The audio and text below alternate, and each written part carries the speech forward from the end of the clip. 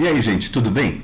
Nós estamos aqui fazendo esse vídeo tutorial para tentar ajudar aqueles que fazem uso de bases de dados CDS e ISIS e encontram, né, toda hora, toda mão, a gente sempre tem algum probleminha para resolver, algum defeito, alguma dificuldade com a base de dados. Então, através dos utilitários CISIS, a gente vai mostrar como resolver algumas dessas situações. Para fazer o download dos utilitários CISIS, é esse endereço que está aí na tela. Quando você acessar esse endereço, você vai aqui para essa página. E aqui embaixo, onde tem CISIS, é o acesso para a página de download. Desse jeito. Então você tem aqui as diversas versões que você pode baixar. Você baixa para a plataforma Windows ou Linux. Tá? E mais no fundo da página, tá? Aqui mais embaixo, há alguns documentos, tá? Que podem ser úteis para a gente saber como utilizar os utilitários, como fazer linguagem de formato, e tem um documento inicial para introduzir o CDS ISIS para aqueles que não têm ainda toda essa familiaridade com ele. Então vamos lá, para hoje nós selecionamos o seguinte problema: problemas relacionados com o arquivo XRF. A gente pode ter em mente o seguinte: o arquivo XRF é um dos dois arquivos que compõem o arquivo mestre da base de dados CDS ISIS. Ela é composta pelo MST e pelo XRF. O XRF é aquele arquivo que diz para nós aonde está o registro 1, onde está o registro 2, o 3, dentro do arquivo MST. Problemas com o XRF podem levar a algumas dessas mensagens de erro. Aqui nós precisamos só 5, mas podem haver outras. Então nós vamos tratar de um erro que é o Fatal Hack Read Checkbase. Tá? Esse vai ser o nosso objetivo de hoje. Tem esses outros erros todos. O último também é relevante a gente chamar a atenção para o seguinte fato: quando você tiver um dbxopen, o nome da sua base, .xrf, erro número 2, significa que está faltando o arquivo indicado, neste caso XRF. Tá? Então, também poderá ser uma situação encontrada e que se repara da mesma forma que nós vamos mostrar agora. Então, vamos lá. Vamos para o nosso ambiente DOS aqui. Ah, então, nós temos aqui nessa área, nessa pasta, nós temos alguns arquivos. E temos também o MX. Vamos dar uma olhada rápida. Né? Temos aqui todos os CDS, que é a base padrão, exemplo. Sempre que a gente puder, a gente vai se calcar nela para mostrar, porque todo mundo tem acesso a essa base de dados. Né? E nós temos aqui o utilitário MX e o utilitário MKXRF, que são os que nós vamos usar hoje para fazer essa mágica toda. Então, a primeira coisa que nós vamos fazer é tentar ler a base de dados CDS. Tá? Então, se eu der o comando mx cds, eu consigo ler a base registro a registro. Bom, isso é bom, mas não é o que a gente pegou. A gente não sabe, então vamos rodar a base inteira usando o comando now e vamos usar o "-all para não mostrar os dados, porque a gente não precisa ver os dados, a gente só precisa garantir a integridade da base. Então vamos ver se essa base está boa, tentando ler ela inteira. Opa, tivemos aqui o nosso erro, mas aonde está esse erro? Está no primeiro registro, no quinto, no último? A gente não sabe. Uma forma de fazer isso é a gente executar o mesmo comando com a cláusula tel. A cláusula tel é assim: a cada uma certa quantidade de registros, ele vai soltar um valor na tela, para a gente ter a noção de acompanhamento de quanto está rodando.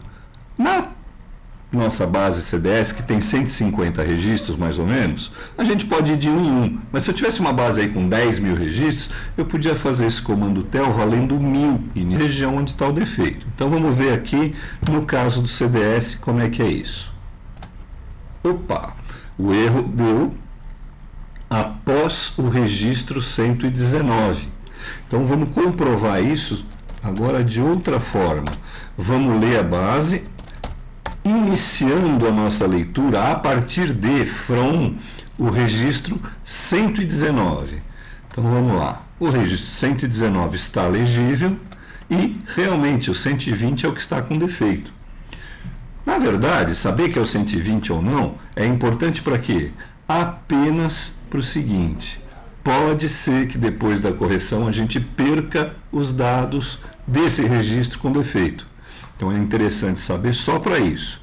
A princípio não afeta o método de reparo.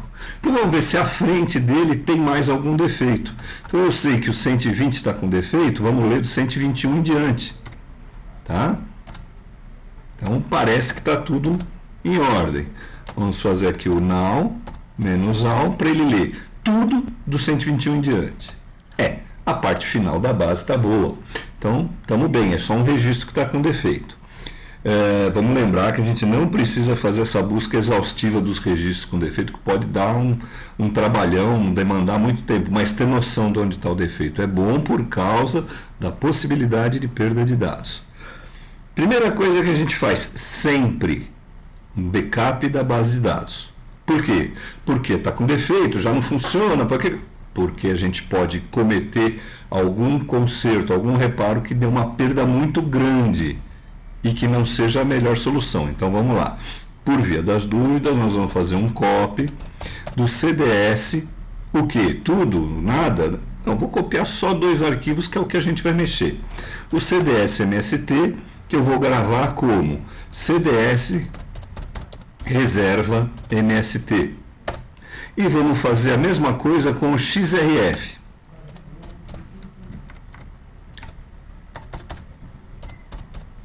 Então, tá aí, vamos verificar. Então eu tenho agora cópias do master e do XRF. Então, para qualquer evento, eu posso voltar para trás e estar com a condição inicial de novo.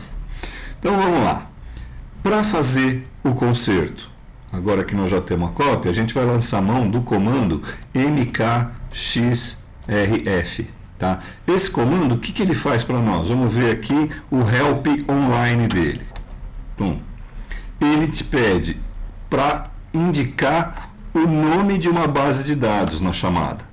Ele dá o banner dele, dizendo qual é a versão, um monte de coisa, mas a forma de uso que ele indica para nós é de mkxrf uma base de dados. Então vamos lá, mkxrf cd, que é o nosso, né? Então na hora que a gente teclar Enter, ele vai mostrar para nós o registro 0, o registro de controle, que me diz, a primeira informação que ele nos dá é qual é o próximo MFN que vai ser usado nessa base. No caso, 152. O que isso quer dizer? Que existem registros na base. Se isso está certo, tudo isso que nós estamos vendo aqui, o importante, volto a frisar, é o próximo MFN, que é a primeira informação. Se isso estiver certo, eu venho aqui e falo para ele, já que ele está me perguntando ok, eu digo ok, vamos continuar. E essa é a resposta esperada, tá? Não é só enter, sim, é ok. Então, ok, enter.